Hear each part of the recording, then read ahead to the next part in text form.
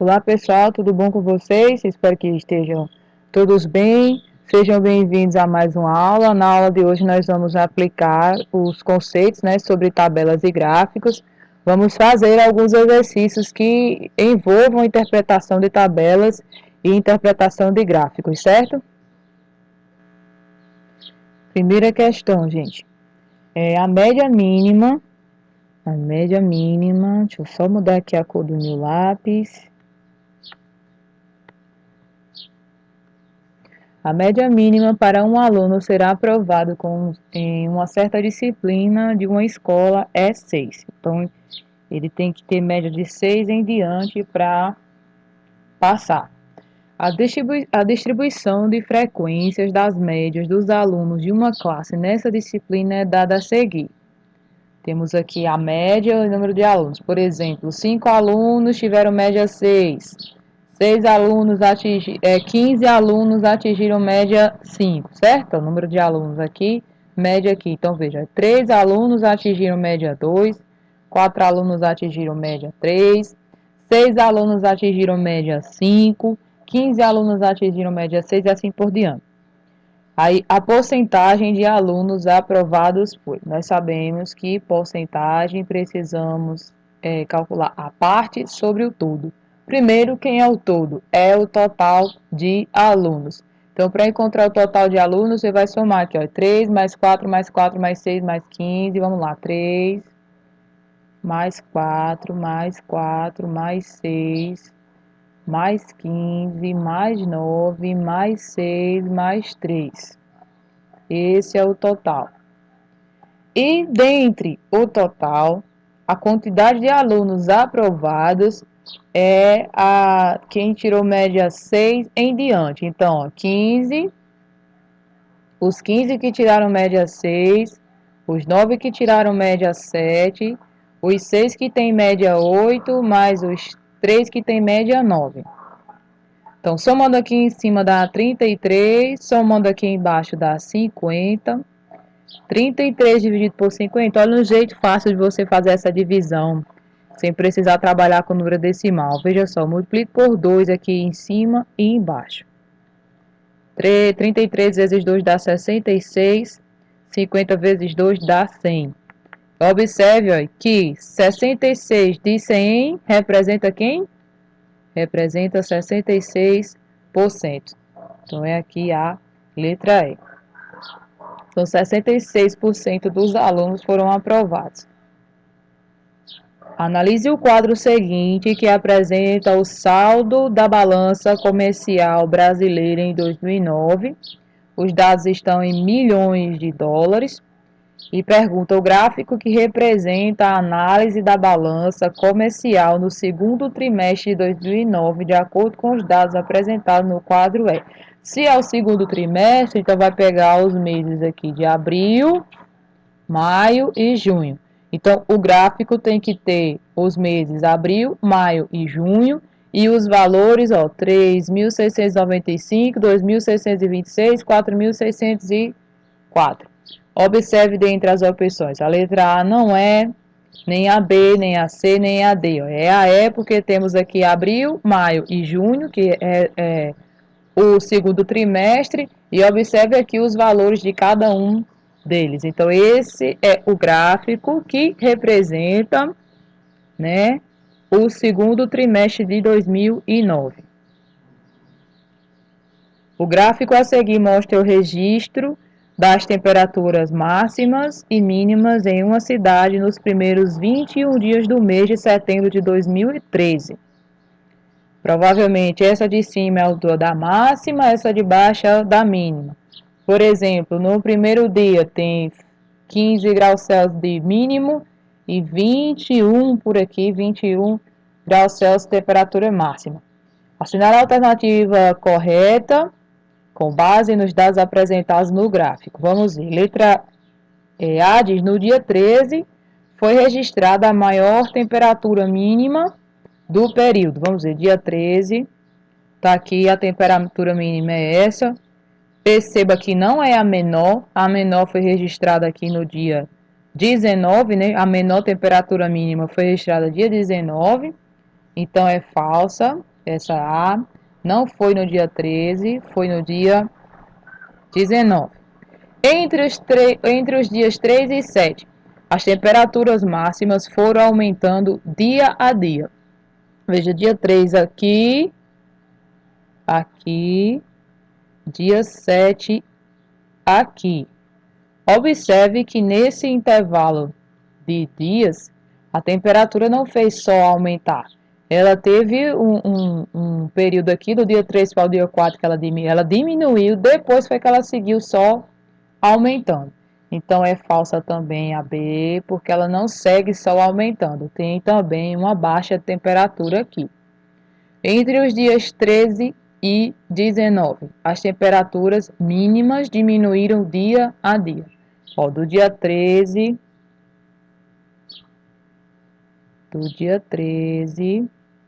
ao 19, não teve apenas diminuição. Observa, daqui para cá aumentou. Do dia 14 para o dia 5 teve um aumento. Então, elas não seguiram só diminuindo do dia 13 para o dia 19. Então, falso também, só porque teve um pequeno aumento aqui do dia 14 para o 15. No dia 19 foi registrada a menor temperatura máxima do período. Vamos ver. No dia 19 foi registrada essa temperatura máxima. E observe que no gráfico das temperaturas máximas, essa não é a menor. As menores são essas aqui, ó. Registrada dia 18, dia 17 e no dia 4. Então é falsa, não é no dia 9. Foram nos dias 4, 17 e 18. E no dia 19 foi registrada a menor temperatura do período. Essa, ó, a menor temperatura mínima, perceba que está aqui registrada no dia 19. Então, é a letra E que é a correta. Leia o trecho do artigo publicado no Diário de Pernambuco em 21/11/2012. A Copa do Mundo é do Nordeste. A FIFA anunciou a distribuição geográfica do Mundial em 2014 e o Nordeste é a região do país que mais receberá jogos. Impulsionados pelo crescimento econômico e pelo potencial turístico, Recife, Natal, Fortaleza e Salvador vão sediar um terço da competição, incluindo 2 ou 3 jogos da seleção brasileira, que, no entanto, não atuará em Pernambuco. De acordo com os dados da reportagem, a distribuição dos 64 jogos da Copa do Mundo pode ser representada pelo gráfico a seguir. Tem a região e a quantidade de jogos que haverá em cada região. Com base nas informações, analise as seguintes afirmativas. Vamos ver a primeira. Diz assim, o número de jogos da região Nordeste supera o das regiões Norte, Sul e Centro-Oeste juntas. Vamos ver, no Nordeste vão ser 20, foram 21 jogos. E no Norte, Sul e Centro-Oeste juntas, some aí 4 mais 9 mais 11 dá 24. Então perceba aqui, ó, o número de jogos do Nordeste não supera a quantidade de jogos juntos do Norte, Sul e Centro-Oeste. Então é falsa a primeira. Na segunda diz o seguinte, o número de jogos da região Centro-Oeste corresponde aproximadamente a 6,3% do total de jogos na Copa do Mundo. Uma simples regra de 3 aqui dá para a gente responder se a 2 é verdadeira ou falsa. Ó. 64 jogos representam nossos 100%. E no Centro-Oeste teve 11 jogos. Aí coloquei 11x. Fazendo aqui meio pelos extremos, 64x e 11 vezes 100, 1.100. Dividindo isso aqui por 64, vai dar aproximadamente 17,2%. Então é falso, não é 6,3, é 17,2, falso. A região Nordeste vai sediar aproximadamente 91% dos jogos a mais que a região Centro-Oeste. Aqui também tem duas maneiras de você fazer. Você pode fazer regra de 3, como eu fiz aqui, ou fazer porcentagem. Aí fica a seu critério. Por exemplo, vamos lá.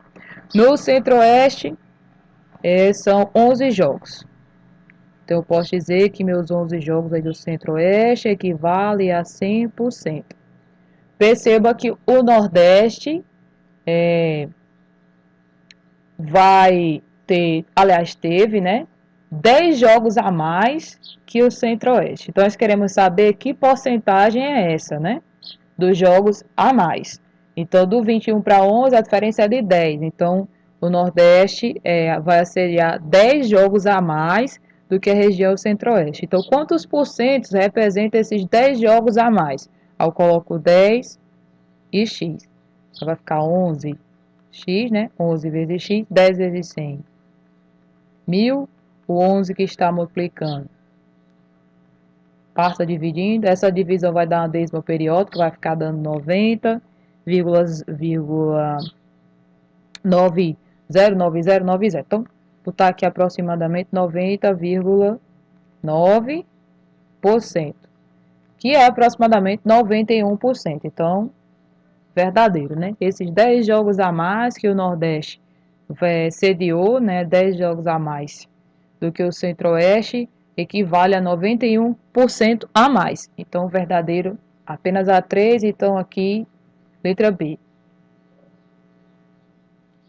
Em ocasiões de concentração popular, frequentemente lemos ou escutamos informações desencontradas a respeito do número de participantes. Exemplo disso foram as informações divulgadas sobre a quantidade de manifestantes em um dos protestos na capital paulista em junho passado. Enquanto a polícia militar apontava a participação de 30 mil pessoas, o Datafolha afirmava que havia ao menos 65 mil. Tomando como base a foto, admita que, primeiro, a extensão da rua plana e linear tomada pela população foi de 500 metros. Certo? Aí, segundo, o gráfico fornece o número médio de pessoas por metro quadrado nas diferentes seções transversais da rua. Tem aqui a calçada esquerda, o lado esquerdo da via de tráfego, o centro da via de tráfego, o lado direito da via de tráfego e a calçada direita. 3. A distribuição de pessoas por metro quadrado em cada seção transversal da rua tenha sido uniforme em toda a extensão da manifestação. Nessas condições, o número estimado de pessoas na foto seria de... Vamos estimar para cada região aí, para as calçadas, para o tráfego e para o centro. Então, qual é a ideia? Primeiro, calcule quantos metros quadrados tem na rua. E depois você vai ver quantas pessoas caberiam aí dentro dessa área em metros quadrados. Uma de cada vez. Então, eu coloquei o gráfico aqui para ficar mais fácil. Então, veja só.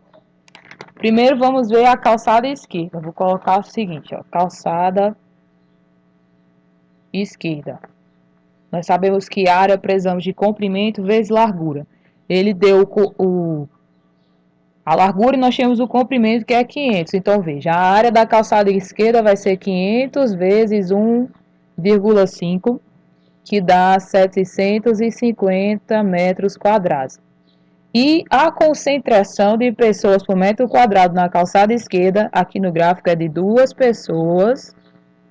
A concentração é 2 pessoas por metro quadrado. Multiplica, então, isso aqui, ó.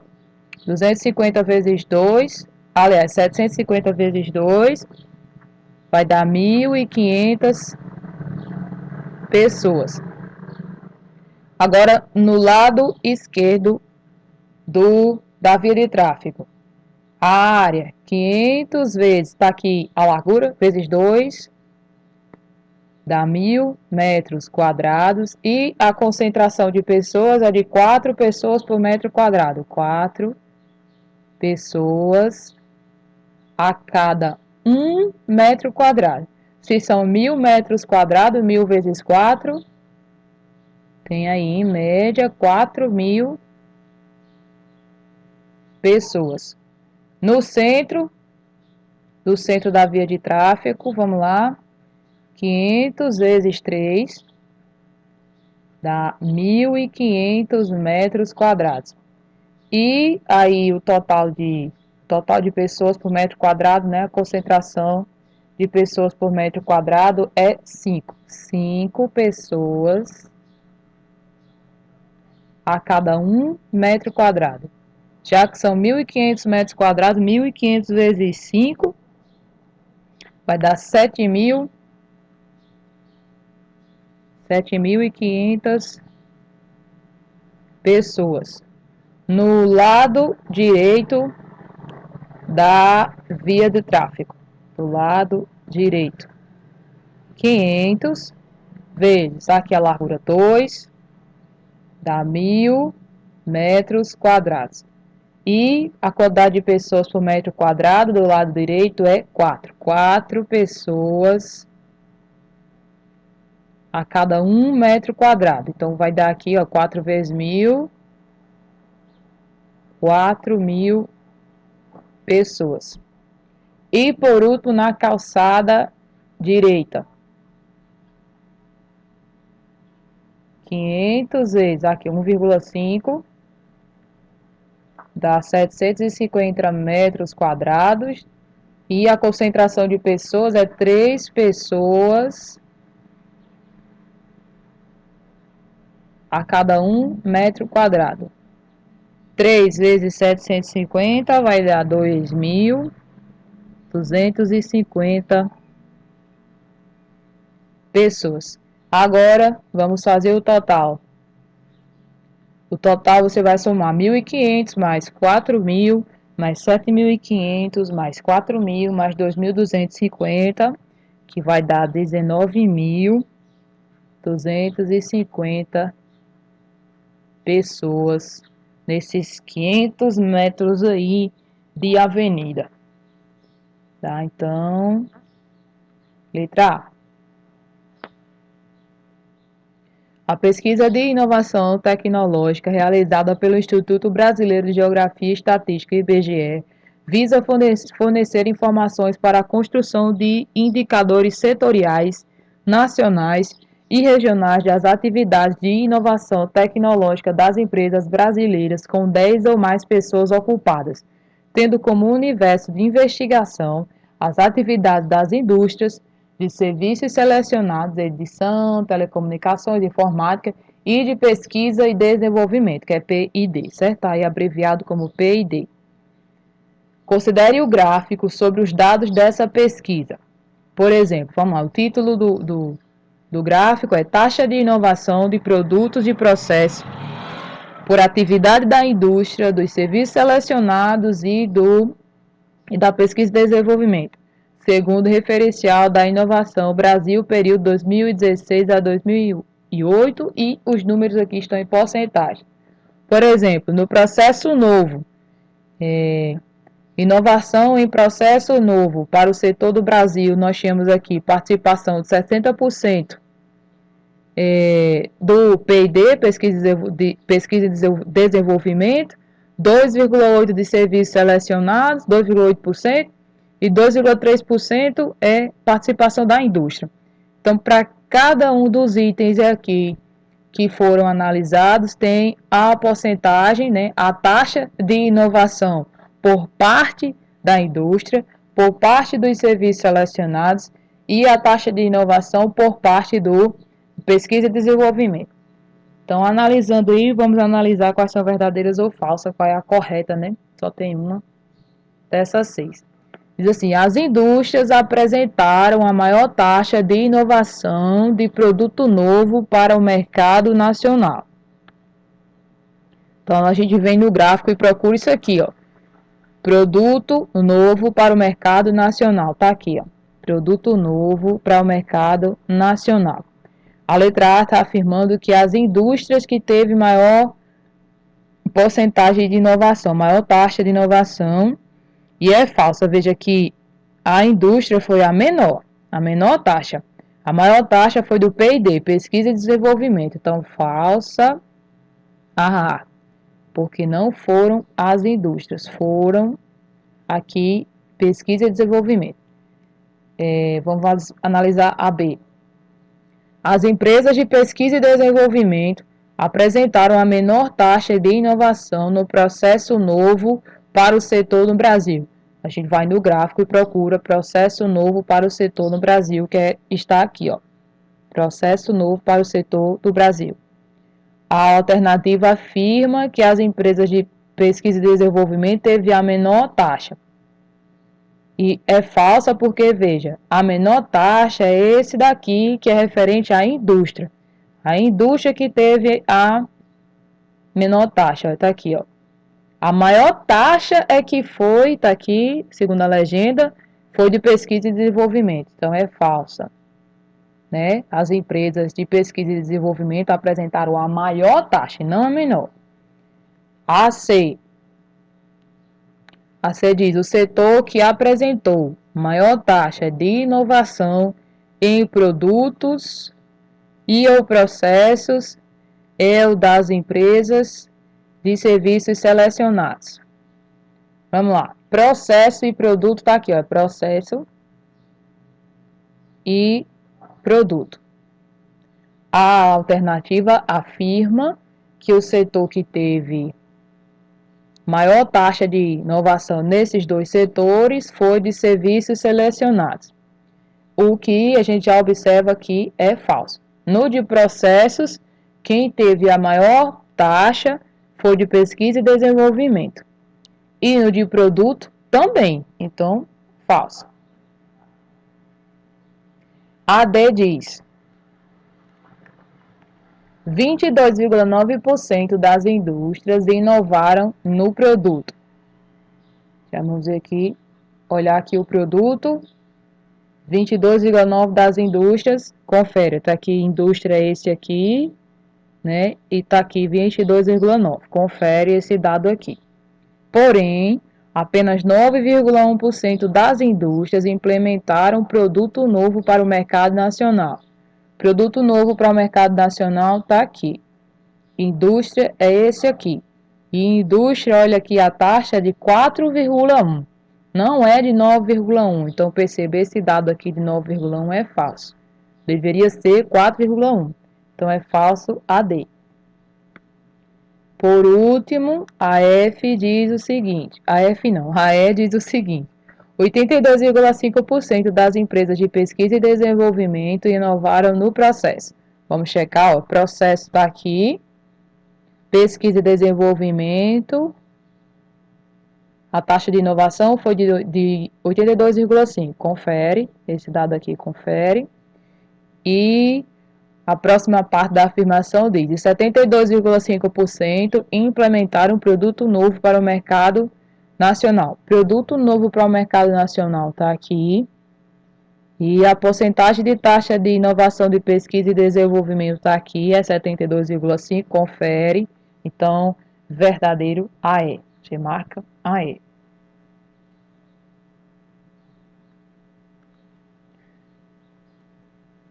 Na 7 nós temos, o gráfico informa o percentual de variação do PIB brasileiro em 3 setores produtivos quando comparado com o mesmo trimestre do ano anterior, em um período de 7 trimestres. Então, por exemplo, tem aqui segundo trimestre de 2010, teve essa taxa de variação com relação ao trimestre anterior a ele. Aí, o laranjinha, que é o segundo trimestre de 2010, perceba, aliás, o terceiro trimestre de 2010 teve uma taxa de variação de 7% com relação ao anterior. E assim sucessivamente aqui. Aí tem três setores mostrados aqui no gráfico. É o setor de agropecuária, o de indústria e o de serviços. Perceba que todas as taxas mostram aumento, porque é positivo. Por mais que seja um aumento pequeno, por exemplo, do terceiro trimestre de 2010 para o quarto trimestre de 2010, a variação aqui no quarto trimestre de 2010 só foi 1,1%.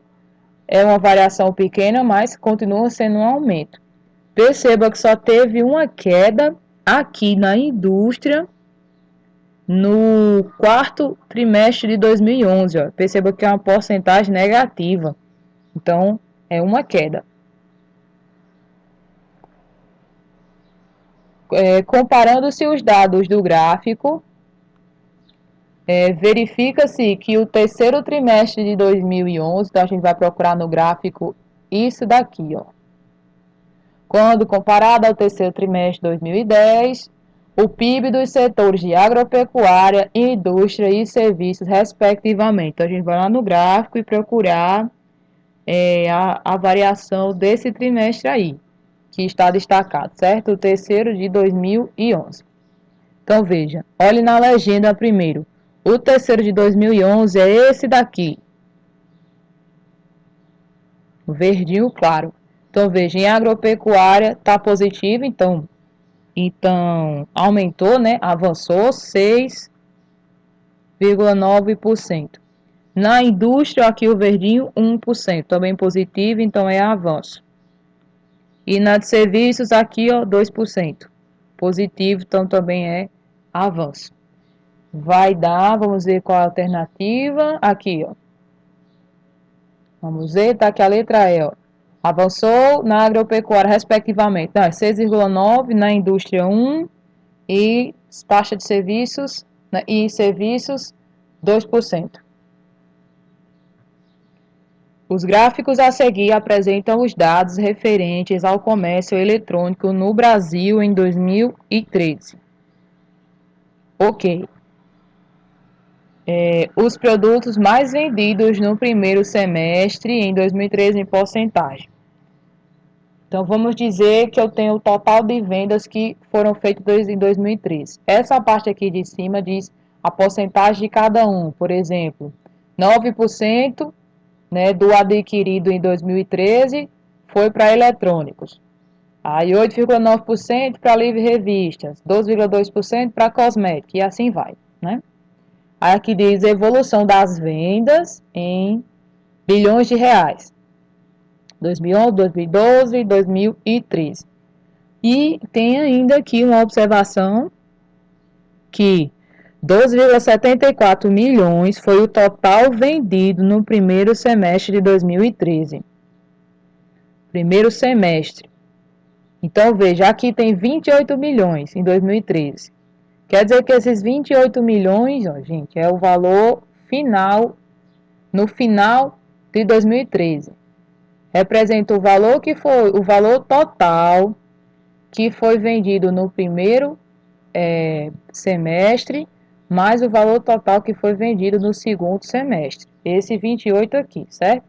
Então, veja, esse 28 aqui é o valor final do final de 2013, né? Após ter passado o ano todo. E esse 12,74 bilhões aqui é apenas o do primeiro bimestre. De acordo com os dados apresentados nesses gráficos, considerando que os produtos mais vendidos no segundo semestre mantenham o mesmo percentual de vendas, ou seja, vamos imaginar que para o segundo semestre manteve esse mesmo percentual de vendas que está aqui em cima. 3,7% para roupa e acessório, 12,3% para utensílio doméstico, 2,2% para cosméticos, 9% para eletrônicos e 8,9% para livros e revistas, certo? Se manteve esse mesmo percentual. Aqui diz, calcule o valor correspondente às vendas de produtos eletrônicos no segundo semestre de 2013. Dá para calcular através dessa equação aqui, ó. Nós temos o valor total, podemos calcular o valor do primeiro semestre, aí depois você pega isso aqui e passa para o outro lado, você encontra o valor do segundo semestre. Mas ele não quer o valor total, aqui eu fiz para o valor total, ele quer só para produtos eletrônicos. Então, veja, ó, o valor total de eletrônicos, do primeiro bimestre junto com o segundo semestre vai ser 9% de quem? 9% do total. Eu vou precisar tirar 9% de 28. Podemos fazer assim, 9 sobre 100 vezes 28, que vai dar 2,28. 2,52. No caso, 2,52 bilhões. Esse é o total de vendas, né, em bilhões, apenas para produtos eletrônicos. O total. Agora vamos ver o valor das vendas para eletrônicos, já que a gente está só olhando para eletrônicos. Né? Vou botar assim, venda total para eletrônicos. Então, venda total de eletrônicos no primeiro semestre. Observe aqui, ó, 12,74 milhões foi o total vendido no primeiro semestre. Total vendido, ou seja, eletrônicos, cosméticos, utensílio, roupa, livro, revista, tudo. Então, apenas 9% desse valor é para eletrônicos. Então, nós vamos fazer agora 9% de 12,74. Então, vai ficar 9 sobre 100 para tirar o porcento, né? Vezes 12,74.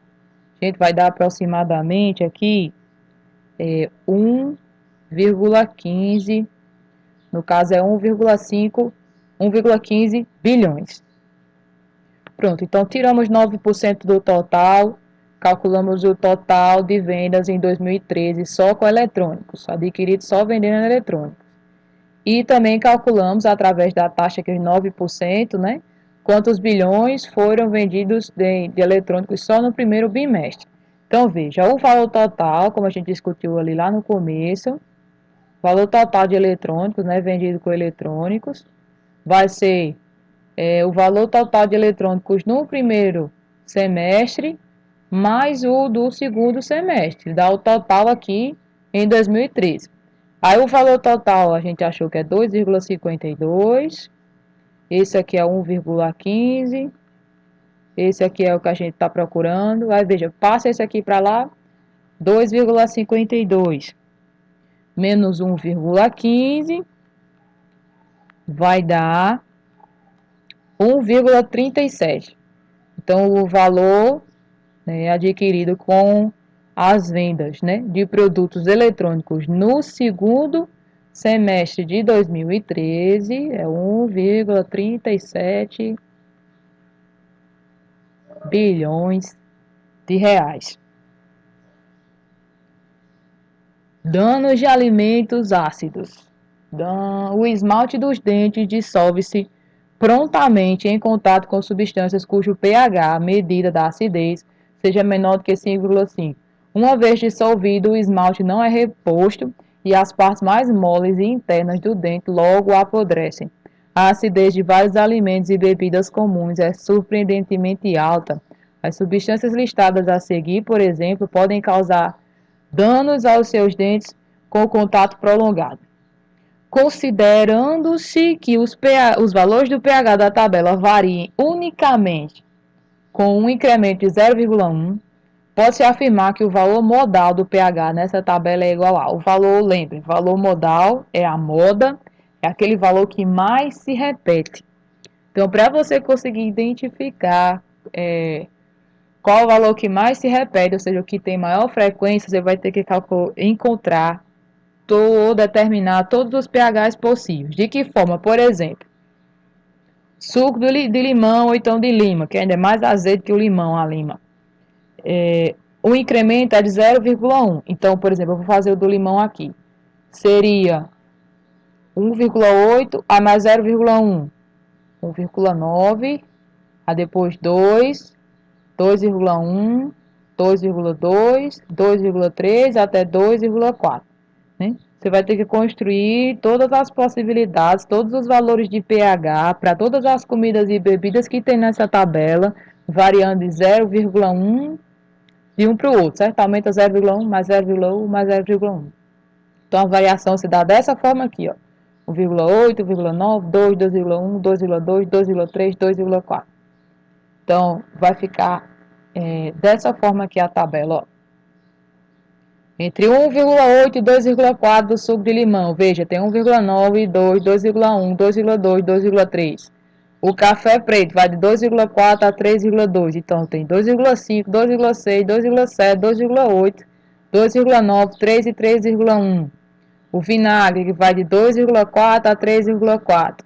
O refrigerante é só 2,7, refrigerante de cola. O suco de laranja vai de 2,8 até 4, fazendo, né, 2,9, 3, 3,1, 3,2, 3,3 até chegar no 4.